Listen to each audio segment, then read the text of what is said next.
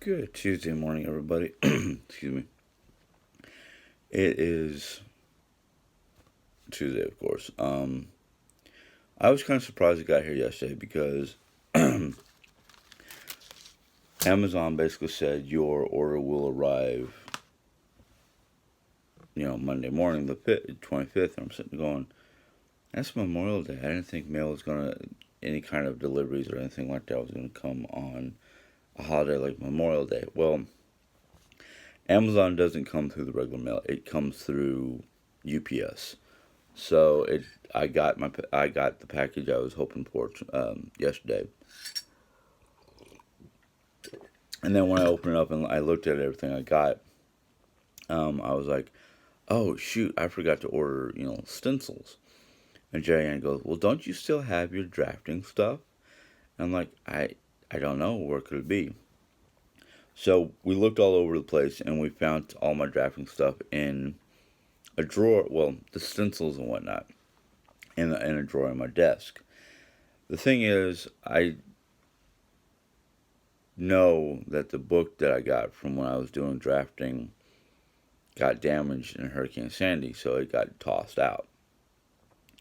But we did find some of my stencils, some of my rulers, some of my triangle, and basically a lot of different stuff, which I now have in a drawer that I can get to easily, which is now crammed full of rulers and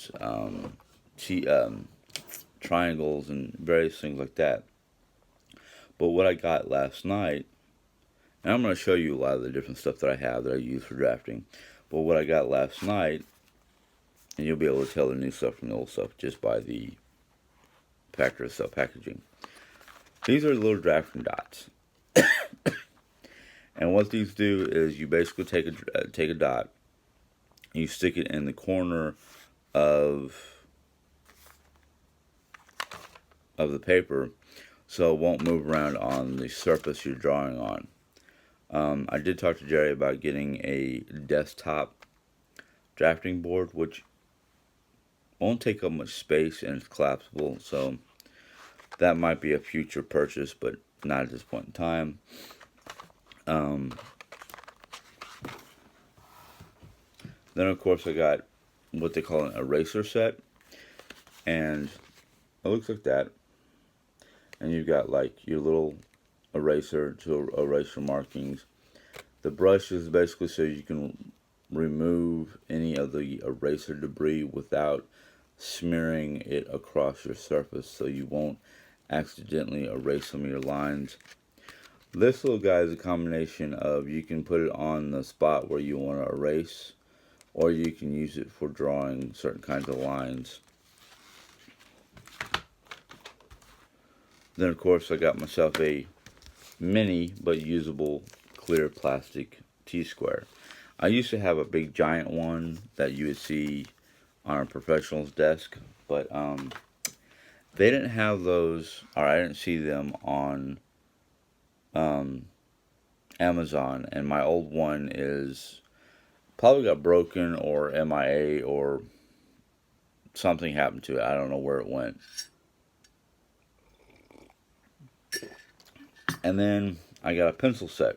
Now people are like, pencil set? Why you need a pencil set? It is a drafter's quality pencil set. It has a 2.0. You heard that right, 2.0, which means it's a thicker lead.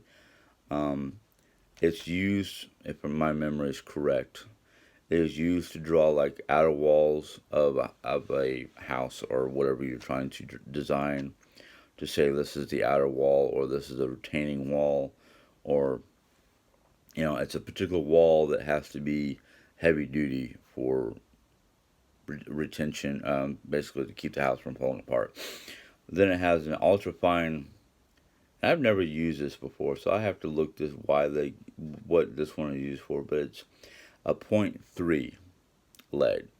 It's basically a heavy duty lead, or not a heavy duty lead. Excuse me, a fine point, a very fine point.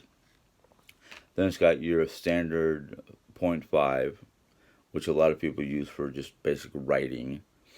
Then you've got your .7, which is used for writing, or just a lot of drafters use this one.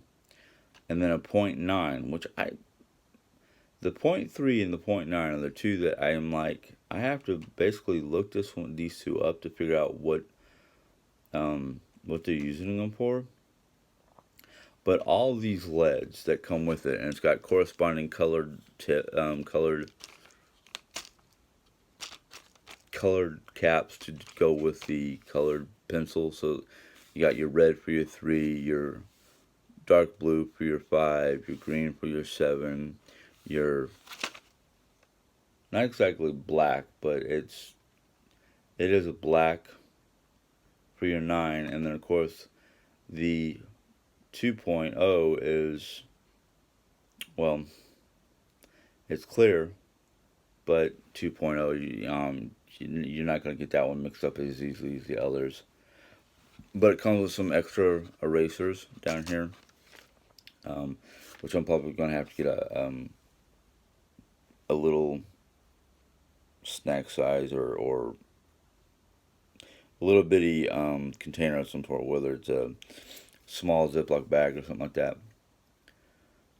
But they're all HB LEDs except for the 5. The 5 is an HB2. Oh, wait a minute. Nope, they're not all the same. I'm sorry. The 2.0 is an HB. The .3 is an HB, and that's going to be a hard lead to find. I'm going to have to see if I can find it locally. The .5 is an HB2. So I'm going to have to figure that one out. The .7 is an HB, and the .9 is a 2B. Does not say on the back. I'll have to figure out what 2B is and HB2. Those two I'm not familiar with. That's all the new stuff I got. Now, looking through some of my old stuff, like I said, I found, I'm not going to pull them all out, but here, I'm going to show you this. It is a drawer. I now have basically a drawer of some of my old drafting stuff. My stencils, my triangles. I've got a bunch of different weird shaped, curly looking rulers. But in my old stuff, I found this little guy. This guy is great because if you wanted to angle a line or something like that, you can rotate the center part and just put it on top of your ruler and go straight across your ruler. And you've got a nice angled line all the way across. I wish I had my book. I really wish I had my book and my old stuff, some of my old paperwork, because then I'd give you a better explanation of some of these pieces. And then this is what I got in my course as a compass set. Now, two of these, I do believe this one and the big one, have a graphite lead piece in one of the tips. So when you go to make your circle or your arch or whatever you use the compass for, you can mark it down without any problems. This third guy up here has no lead. I think it's just for basic measurements because it just has two metal tips, and I remember what it's for. Now I remember what that one's for. Of course, you can use it for all of them, but there is a tip, this metal tip up here. Basically, it's designed to hold, like, I think it was ink from the ink set, which I have in a different drawer that I don't use. I never use the ink set for one reason or another. And then my stencils. Now, I got happy that I found my old stencils because this one right here is used for basically this is different symbols. You've got your door, different types of doors. You've got your different types of cabinets, your stove, refrigerator, compactor, sink, bathtubs, bathroom sinks, and of course a symbol for a toilet and a symbol for a, call it a valve symbol. But they also have the different symbols for electrical boxes and outlets and junctions, which is great because I use that. I used to use that a lot. This one is, oops, first off, it's upside down. It's basically the same thing as the first one, but it's a little bit more compact. Not as many details. And then, of course, it has a sticker on this from where I used to live here in Rolla. And then this one, which is upside down, backwards. I don't know if you can read that right there. It says home furnishings. So it's like your different types of couches, tables, different sized beds, you know, chest of drawers, a crib, vanity, nightstand, different types of tables. So it was kind of like, oh, okay, I'm glad I still have that because I used to use this a lot. Oh, I thought so. This is kind of funny. I don't know if you can tell what these two symbols are right there. This is supposed to be this one right here is supposed to be a piano, and this is supposed to be the piano bench. I don't know very many homes that aren't considered luxury homes that have pianos in them. Especially that symbol, because that's a symbol for like a baby grand or a grand piano. But I was so happy to find those. I'm so happy that Jerry helped me look for them last night. Because when I got home and opened the box, and I was like, oh, yay, I got my drafting stuff. And then I went, oh, man, I forgot to get myself templates. I forgot to get myself, this, that, and the other thing. And Jerry goes, oh, you still have those. They should, and we looked and we found them. For those of you who are thinking that these 4 items that I got from, I almost said Wish, from Amazon cost me a lot of money. No, they didn't. Total for those 4 items plus shipping. Of course, we have membership with Amazon because of the Amazon Fire Stick. It only cost me like $24.95 or something like that total for the 4 items. If you were to buy those someplace like Hobby Lobby or something like that, it would probably cost you closer to $50. So I'm spending my money wisely on stuff that I'm going to use within the next day or so. Which anybody who is trying to be smart with their money, which we are trying to be smart, not always.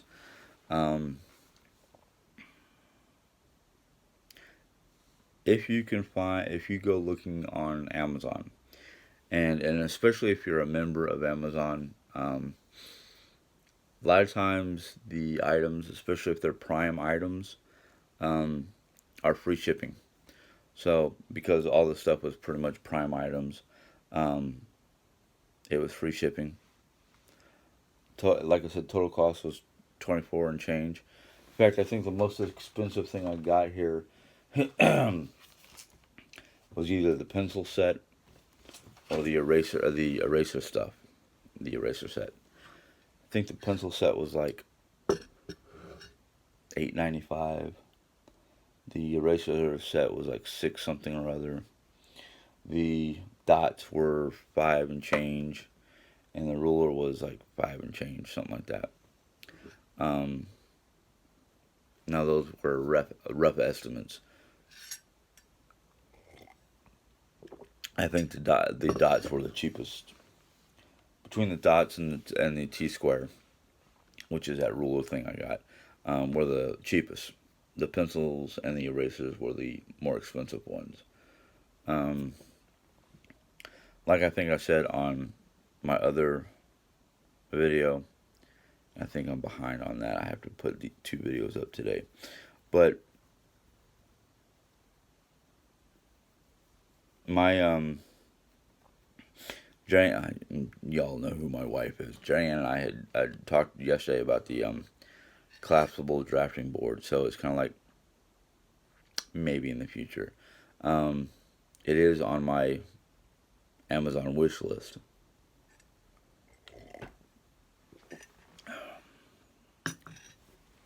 But anyhow,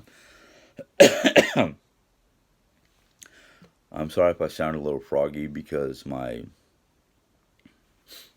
allergies and sinuses and all the fun stuff that comes with it is starting to really affect my throat, especially when I first wake up. It's one of the reasons why I enjoy a good warm cup of tea this time of year, because if there's any kind of mucus runoff or mucus clogging from the sinus runoff, it helps break that up.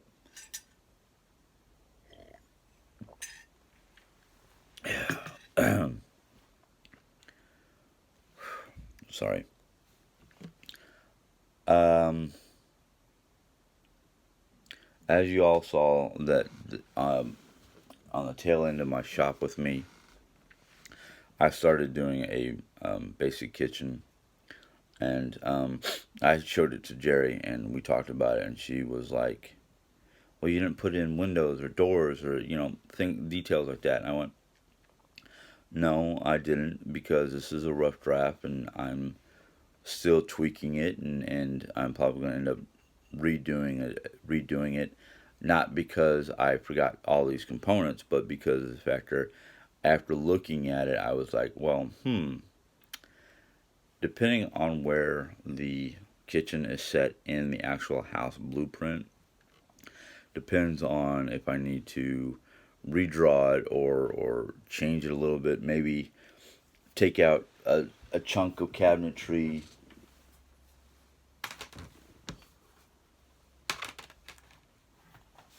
Yeah, a chunk of cabinetry for a door and whatnot. And Jerry goes, "Well, if you do that, you're going to take away from cabinets." I'm like, "No, because if I do that, I'll just have to make slight rearrangements, because the way I have this drawn up right now is, I mean, it's a good looking footprint, but it has a couple flaws. One of the flaws is the fact that there's no real spot for a door in the actual kitchen area, only in the eating proportion of the kitchen, and you don't want to have a you don't want you what am I trying to say?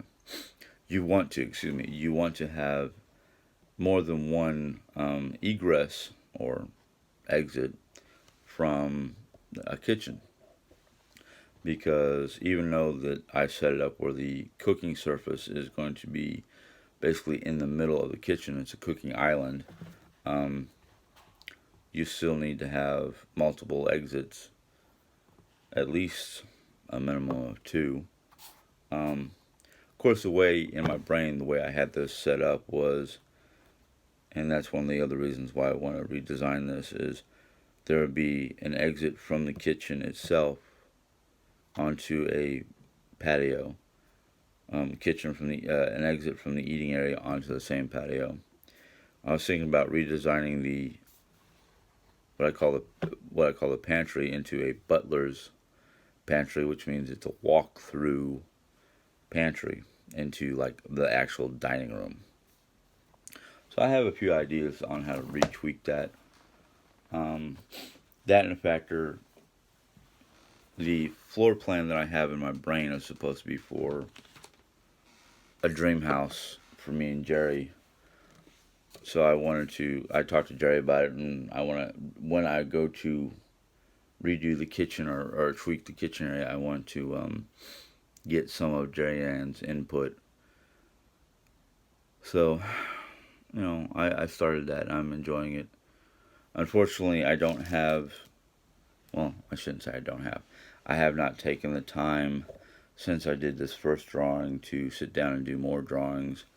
Um, like I told Jerry when I first showed her this, that it's a preliminary, just a rough idea of what I want to try to do. Um, but when I go to do the second phase, which is the final, getting the final rough draft done before I start doing the actual big picture. Because what I like to do, the way I do it, is I like to take each individual room, because I thought about this years ago. If you were to sit down and take each individual room, draw out three different designs on one room, let's say the kitchen for instance, do two different drawings for the kitchen. If I were ever to say, sit down with a client and say, here's two different kitchen designs, which one best suits your desire, and then we can sit down and tweak that one, just make slight adjustments, and then put all the different rooms together and try to form a house, and then draw the big picture. Now I've been told that that's kind of a difficult way of doing it, because you've got too many different design elements to go into one house, and if the design elements don't go the way the individual person or individual contractor wants them to go, or whoever decides to buy a drawing, it might not fit in the footprint they have. Well, if that's the case, we have to, figure out how to redesign them ever so slightly just to fit into the footprint of the house.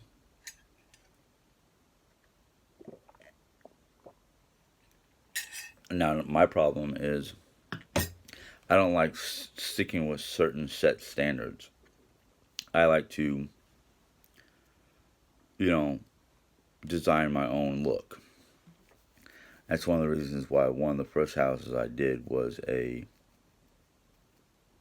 can't remember if I did the octagonal house first or the ranch style first.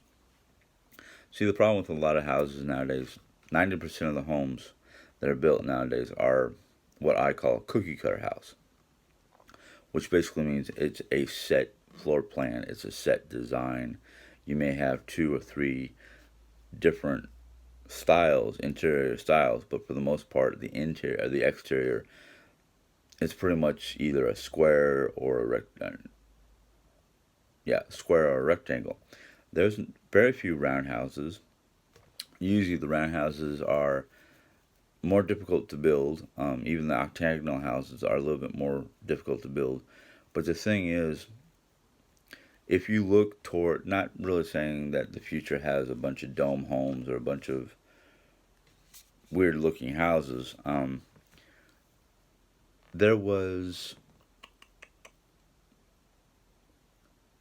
a convention here in Rolla way back in the late 90s, like 95, 96 somewhere, and this is what got me, interested in architectural design, was that there was a company that were building, that basically had designed and started building these dome homes. And they showed a video and a testimony about a couple who had one of these dome homes built in Virginia somewhere. And there was up the hill from them somebody building or doing some kind of construction work. And one of the dump trucks had lost the brake line popped and came down the hill and crashed into the dome home. Bare minimum damage, maybe a couple $100 worth of repair. Which goes to tell you how good these dome homes are. And they're talking about how what they do to make these dome homes is they get this. I'm trying to move this stupid can out of my way. They get this. They decide how big it's going to be, basically, and then they lay out the concrete flooring, basically, And then on the concrete flooring, they attached this. I don't know what material it's made out of, but they attached this giant looking bag to the concrete footing and like blow it up like a balloon. And then while it's blown up, they go on the inside and outside and lay rebarb in the shape of this dome for the outer part of the dome. And once they get all this rebarb, they blow concrete onto the rebarb to make a smooth wall. And then once they get that done, they go in and start laying out the interior design of the floor plan. And I just kind of went, what? That's a concept I've never heard of. And that's why these things are so strong that they can withstand a dump truck hitting it with very little to minimum damage. They're designed in such a way that they can withstand the force of a hurricane or a force of a tornado or basically whatever nature can throw at it. And I'm sitting there going, that must be some interesting interesting design or whatnot to be able to withstand tornadoes and hurricanes. Now, I'm pretty sure they're talking about your average class 1, 2, or 3 strength hurricane or tornado. But what about an F5? That basically nothing's been able to nothing, not even nature itself, can withstand an F5. So I'm just kind of like, wonder what kind of testing they did. I mean, did they go into a lab and put a miniature replica of a dome home through the various wind tunnels and hurricane testing type laboratories? What? But that's what got me interested in trying that. One of the many things that got me interested in architectural design. The other thing that got me interested in architectural design is back in the '90s somewhere, I can't remember when. We came to St. Louis to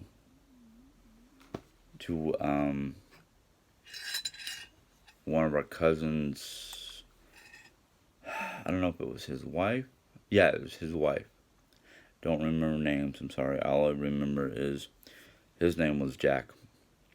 Not from my dad's side. Not Jack from my dad's side of the family. This is we all called him Jack, but he was Jackie McGoy. Yeah, a guy, a man. But he owned his own architectural firm. And not that they hired architects to come in, but basically what they did was they were the go-between between the architecture and the contractor. He owned his own company that basically did that. And it must have been shortly after I got interested in architectural design and was taking these classes, because I remember asking him if I got my license or my degree for architectural work, could I come work for him? I was thinking, family, working with family, that'd be great. I mean, and he was telling me that it didn't work like that. That he did not have architectural design people working for him. He basically was the go-between between the client who wanted a house built, the architect themselves, and the contractors that were under his. I don't know if it was under his hire or under his contacts or how it worked. Well, not to get into a big, long, sad, sob story. He had a couple kids, and one of them, who was his apprentice of sorts, knew the business, knew the workings and whatnot. He basically took over the business after Jackie passed away. I'm not going to go into details how he passed away because it was not a regular. It was.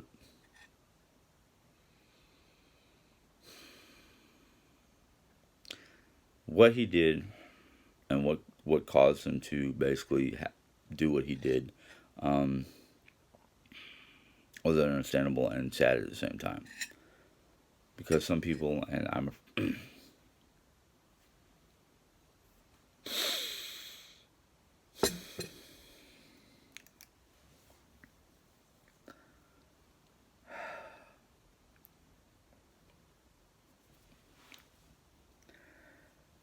uh,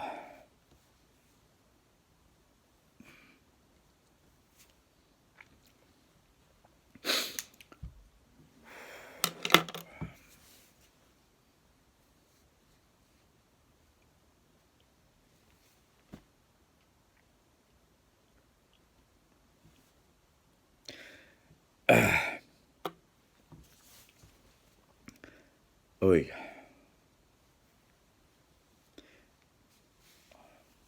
Anyhow, I'm not going to talk about it anymore because it's just bringing up all the emotions. Anyhow,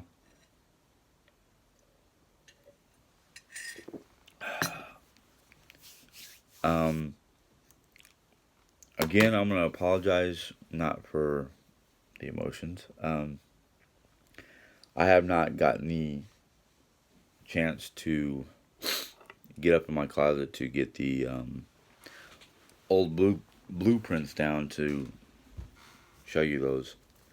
Hopefully that will be in a video soon.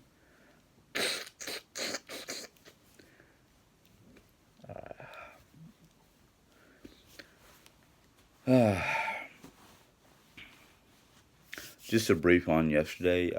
Work was actually a lot better than I thought it was, because I thought yesterday was going to be one of these chaotic days because of truck and because it was Memorial Day weekend. It was actually less busy last night than it was Thursday. Or last week, I should say. Of course, last week we got a double delivery. This week we got our standard delivery. But as usual, I still had a handful of things to do from the delivery truck. Plus, morning. Are you okay? Yeah. What did you get for lunch? Yeah, I'm fine now. Love you too.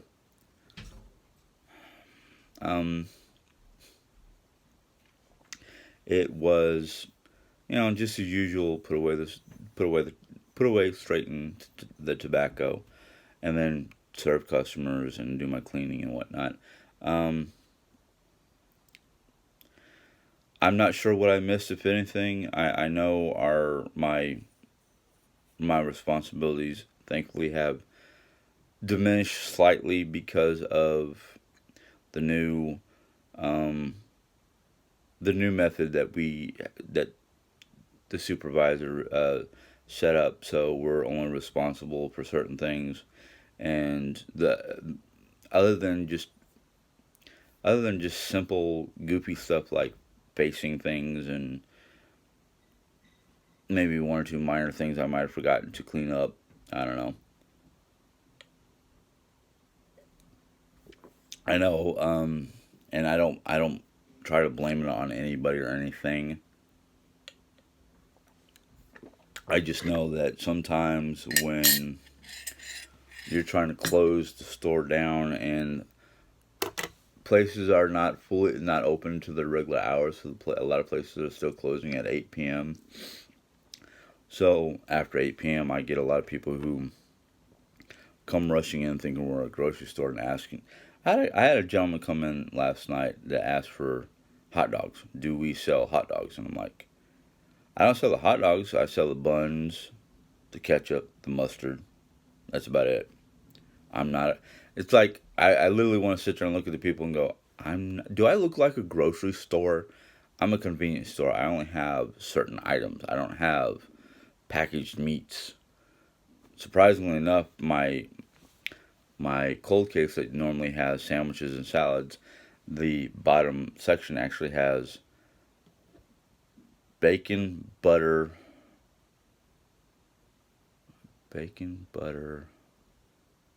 There was eggs, which I was kind of like, when did we start carrying this stuff?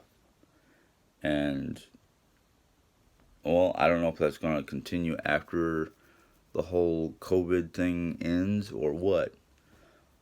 But I was just kind of like, okay, so now we sell stuff that people can grab and go home and make their own breakfast. Okay, whatever. But work has gotten better. Um, there are some days, and I don't know if it's me or as soon as I walk, there's some days where I walk in that store and I can't tell if it's me who's already a little on the edgy side, or like I said, as soon as I walk in the door, it's just like there's this, for lack of better words, aura of unhappiness. It's just like I walk in there and it like feels like something is wrong, something's amiss, and I'm just like, okay, I know I'm overly sensitive to certain things. What's up? Is it me? Is it the environment? Is it the energy in the store? What could it be? Now, I said this because factor, and I probably told you this story before. I have always been um, sensitive to the weather. I guess my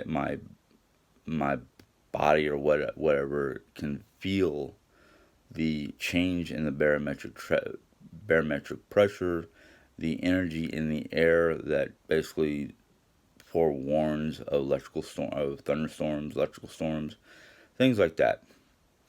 Even when I lived in places like Yellowstone, I can tell when the weather is changing. Is it really that late? Oh, hell's bells, it is.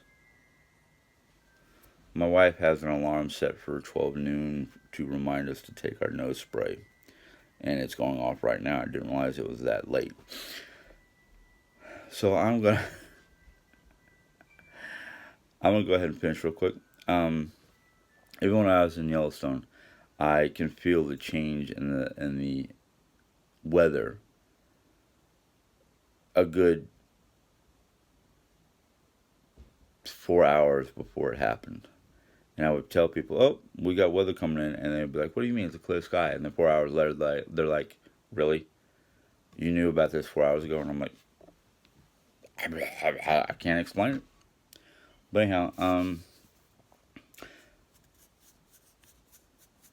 today feels like it's going to be an interesting day because my knee is telling me that it's going to rain. Yeah, my knee. Um, Granted, I did look at the weather patterns before I started this vlog and confirmed what my body was telling me. We're supposed to get, later on in the evening time, we're supposed to get, a good high chance of weather. But we'll see, because I know as I'm getting older, certain body parts, knees, ankles, back, hurt more than normal. But the pain seems to intensify when there's weather on the horizon. But I'm hoping for a good day. I'm trying not to look for problems. Um, Problems come when they come, and I just have to deal with them. But I'm hoping for a good day. Anyhow, if you enjoyed this vlog, give it a thumbs up. If you have any questions or comments, go ahead and put them in the comment box. If you're new to my channel, go ahead and give that bell a tap. And YouTube will let you know when I put in a new video. I am roughly 13. Last time I looked, I think it was 13. No. Am I 13? Or 113? Well, I'm getting close to that 1,000 mark, which, awesome, great. When that happens, I might be able to do my own live chats, depending on how I feel or what's going on. If I decide once I go live to do like a live cooking or a live chat about whatever I'm doing or whatever I want to be doing, y'all can be there. I might not be able to see all your comments and whatnot because trying to read it from a cell phone is not always easy. So, we'll see. And until next time, have a good day. God bless. Bye.